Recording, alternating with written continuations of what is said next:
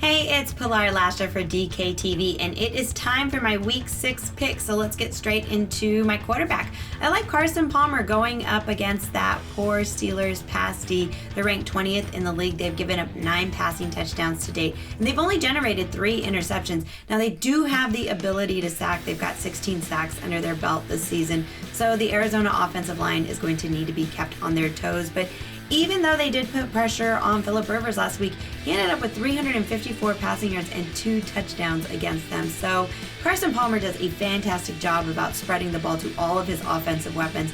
It's going to be tough for the Steelers to really pinpoint who they're going to need to double cover because Palmer will take advantage of everybody that can get open on the field. This could be easily a 300-plus yard game for Palmer with a couple of touchdowns against that Steelers poor pass D. Running back, I like Antonio Andrews going up against Miami. Last week, he had 7 carries for 9 yards and a touchdown. He also had 3 catches for 45 yards. It does look like he is going to be splitting carries with Bishop Sankey, but ultimately, it also does look like Andrews is a little more productive with the ball. He's going up against that terrible Miami rush D. They are ranked dead last in the league. They are giving up an average of 160.5 yards per game. This could be a fantastic game for Antonio Andrews, and he is really inexpensive.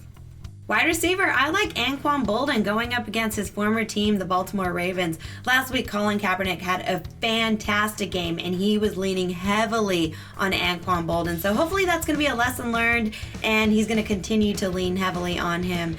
The Baltimore Ravens in the last 4 weeks have given up 7 passing scores to opposing wide receivers.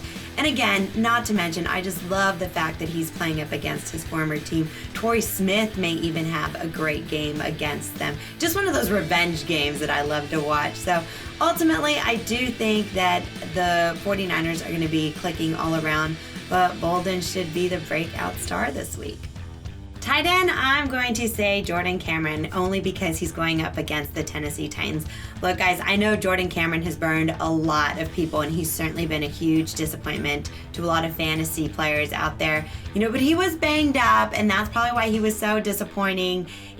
He did have a bye week. He's got a new coach, and hopefully he's coming back freshly rejuvenated and ready for a fresh start in Week 6. His matchup is really great. The Tennessee Titans continue to struggle against the tight end position.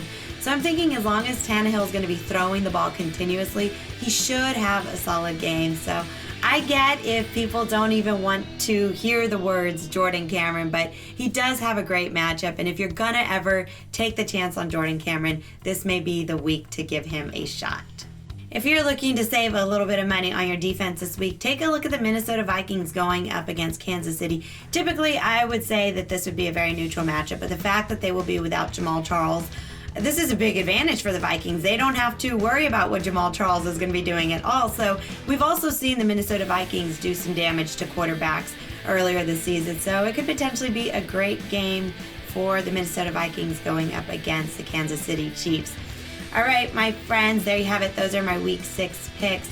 DraftKings is going to be doing a ticket giveaway. All you have to do is retweet my tweet. So follow me at Real Pilar Lastra. It's going to have this video, so retweet it.